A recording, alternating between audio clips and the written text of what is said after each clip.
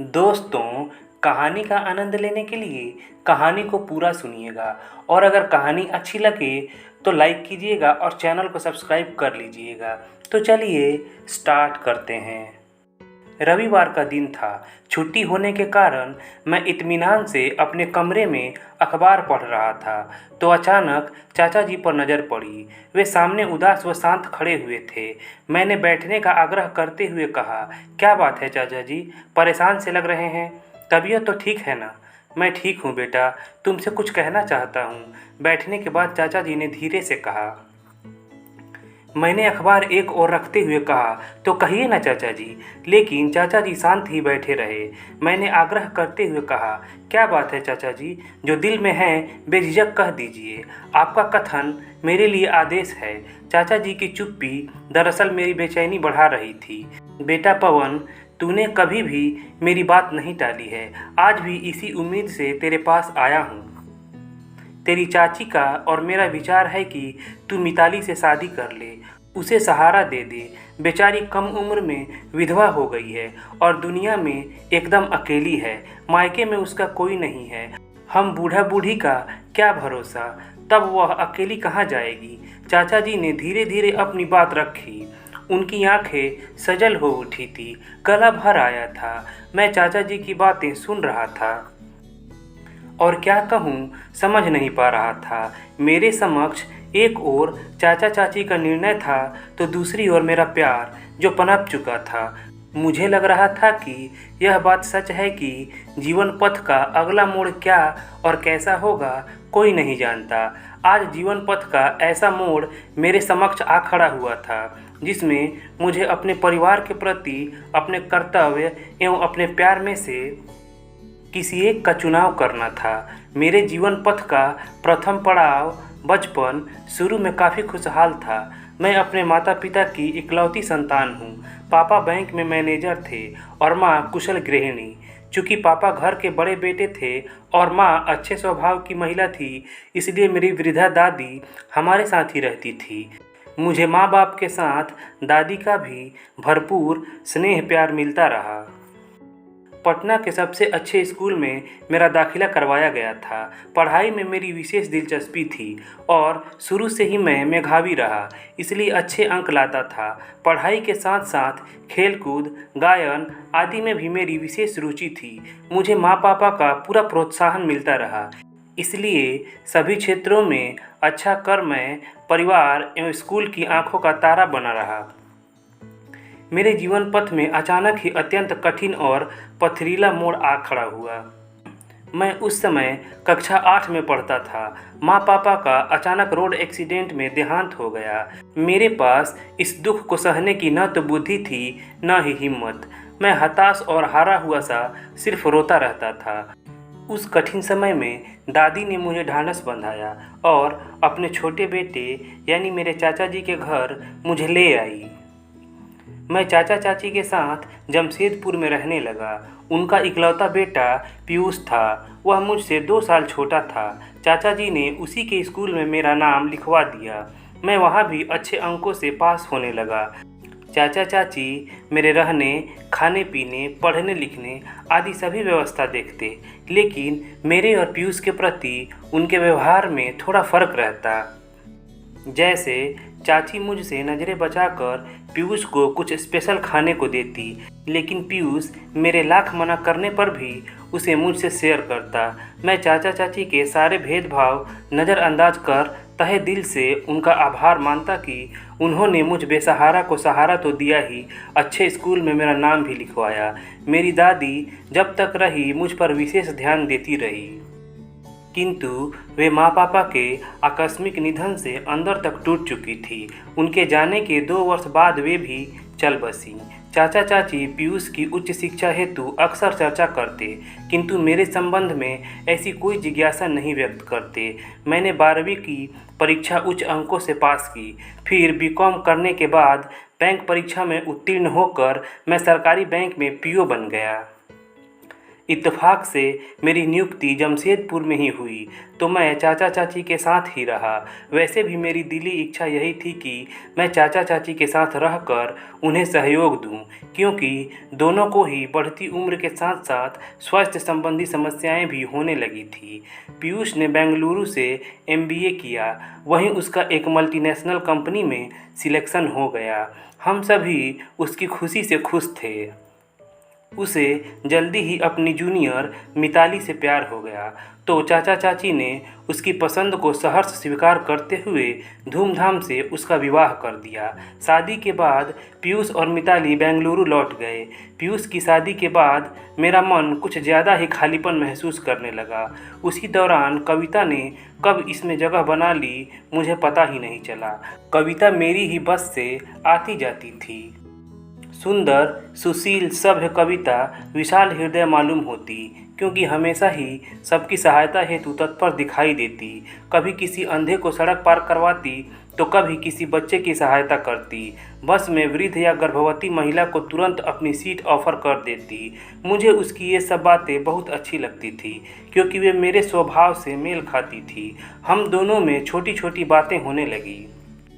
धीरे धीरे हम एक दूसरे के लिए जगह रख साथ ही जाने आने लगे। दोनों को एक दूसरे का साथ अच्छा लगता। मैं उसके प्रति आकर्षण महसूस करता, किंतु चाह कर भी उसके सामने व्यक्त नहीं कर पाता। उसकी दशा भी मेरे समान ही महसूस होती, क्योंकि उसकी आंखों में चाहत, समर्पण दिखाई देता, किंतु शर्मो हया का बंधन उसे भी जकड़े हुए था। मैं अपने विवाह हेतु चाची से चर्चा करना चाहता, किंतु झिझक महसूस होती। कई बार पीयूष की मदद लेने का विचार आता, किंतु वह अपनी नौकरी एवं गृहस्थी में ऐसे व्यस्त और मस्त था कि उससे चर्चा करने का अवसर ही नहीं मिल पाता। इसके अलावा उसका हमारे पास आना भी बहुत कम एवं सीमित समय के लिए हो पाता। उस दौरान मेरा संकोची स्वभाव कुछ व्यक्त नहीं कर पाता। मिताली के गर्भवती होने पर चाची उसे लंबी छुट्टी दिलवा कर अपने साथ ले आई। 5 माह का गर्भ हो चुका था। चाची बड़ी लगन एवं जिम्मेदारी से उसकी देखभाल करती, तो नए मेहमान के आगमन की खुशी से घर में हर समय त्यौहार जैसा माहौल बना रहता।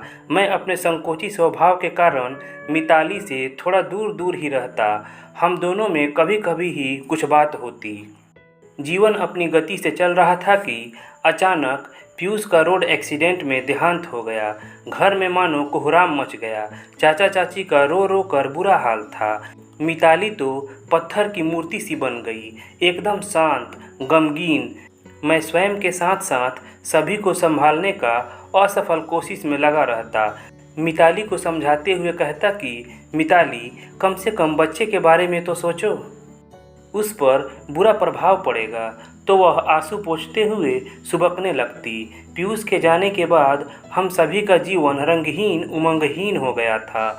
हम सभी यंत्रवत अपना अपना काम करते और एक दूसरे से नज़रें चुराते हुए मालूम होते। जीवन यात्रा की टेढ़ी मेढ़ी डगर मेरे मन मस्तिष्क में हलचल मचा रही थी। चाचा जी मिताली से विवाह करने की बात पर मेरा जवाब सुनना चाह रहे थे। वे मेरी सहमति की आस लगाए बैठे थे और मुझे ऐसा महसूस हो रहा था कि मेरा गुजरा कल आज मिताली के साथ में मेरे समक्ष आ खड़ा हुआ है। कल जब मैं अपने माता पिता से बिछुड़कर चाचा चाची के समक्ष सहारे की उम्मीद लिए आ खड़ा हुआ था, यदि उस समय उन्होंने सहारा नहीं दिया होता तो मेरा जाने क्या होता। सत्य है, इतिहास स्वयं को दोहराता है। वैसे चाचा जी यदि मेरी जान भी मांग ले तो बिना सोचे विचारे मैं सहर्ष दे देता, किंतु चाचा जी ने मिताली से विवाह का प्रस्ताव रख मुझे असमंजस में डाल दिया था। मैंने धीरे से कहा, चाचा जी, मिताली को मैंने हमेशा अपनी छोटी बहन माना है, ऐसे में भला मैं उससे शादी कैसे कर सकता हूँ। बेटा, तुम निराश करोगे तो हम कहाँ जाएंगे। कहते हुए चाचा जी रो पड़े। मैंने उन्हें संभालते हुए कहा, चाचा जी स्वयं को संभालिए, यूँ निराश होने से समस्या का समाधान कैसे निकलेगा। मैं नहीं जानता था कि आप लोग मिताली के पुनर्विवाह हेतु विचार कर रहे हैं। दरअसल मेरा मित्र पंकज अपने विदुर भैया प्रसून्न के लिए मुझसे मिताली का हाथ मांग रहा था, किंतु मैं उसके प्रस्ताव पर उस पर बिफर पड़ा था कि अभी बेचारी पीयूष के गम से उबर भी नहीं पाई है। उसका बच्चा मिताली के गर्भ में है। ऐसे में उससे मैं कहीं और शादी करने के लिए कैसे बोल सकता हूँ। उसने मुझे समझाते हुए कहा था कि दोस्त, गंभीरता से विचार कर। जो हुआ बहुत बुरा हुआ, किंतु वह हो चुका है, तो अब उससे निकलने का उपाय सोचना होगा। मेरी भाभी बेटे के जन्म के साथ चल बसी। आज बेटा 1.5 वर्ष का हो गया है। मेरी माँ बेटे प्रखर का पालन पोषण करती है, किंतु वे बूढ़ी और बीमार है। भैया दूसरी शादी के लिए इसलिए इनकार कर देते हैं कि अगर उनकी दूसरी पत्नी उनके जान से प्यारे प्रखर के साथ बुरा व्यवहार करेगी तो बर्दाश्त नहीं कर पाएंगे। वही सिचुएशन मिताली के समक्ष भी आ खड़ी हुई है, लेकिन वह बेचारी जिंदगी किस सहारे निकालेगी। उसने मुझे विस्तार से समझाते हुए कहा कि देख दोस्त, मेरे भैया और मिताली दोनों संयोगवश अपने जीवन साथियों से बिछुड़ आधे अधूरे रह गए हैं। हम दोनों को मिलाकर उनके जीवन को सरस एवं सफल बनाएं, यही सर्वथा उचित होगा।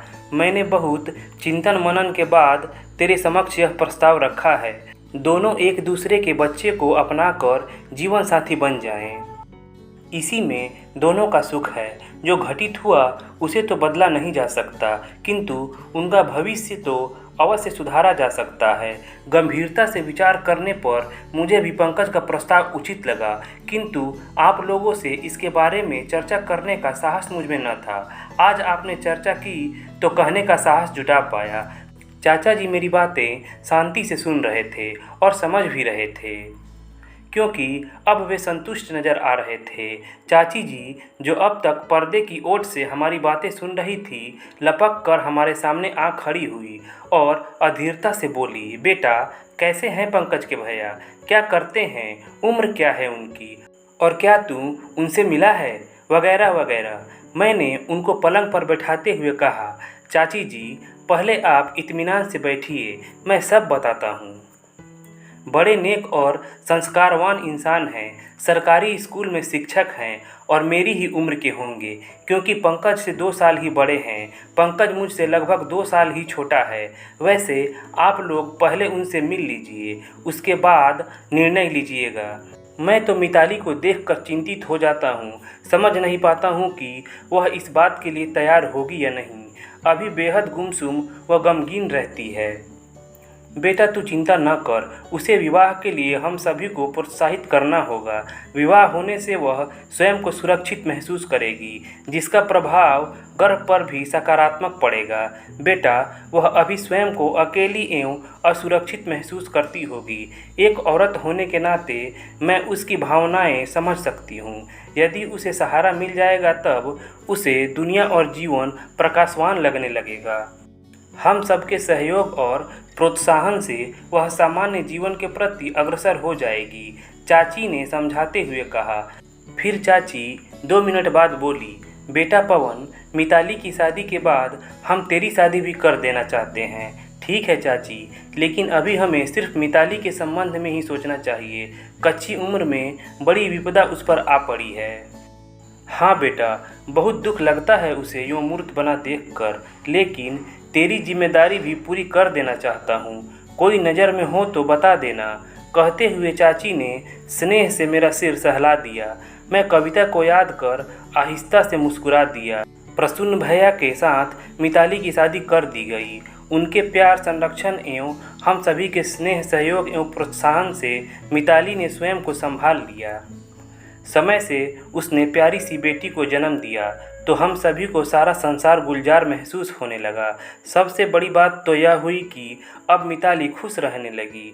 बच्ची के नामकरण हेतु घर में चर्चा होने लगी तो मैंने कहा, प्रसून भैया, आपने बेटे का नाम प्रखर बहुत प्यार एवं सारगर्भित रखा है, उसी तरह बेटी का नाम भी आप ही बताएं। प्रसून भैया 2 पल सोचकर मुस्कुराते हुए बोले, मेरी बेटी का नाम होगा पीयूषा। जो है तो पीयूष की निशानी, किंतु दुनिया उसे मेरी निशानी के रूप में पहचानेगी।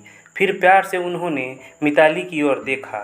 मिताली उन्हें आदर और प्यार से देखने लगी, मानो कह रही हो कि आपको पाकर मैं धन्य हो गई।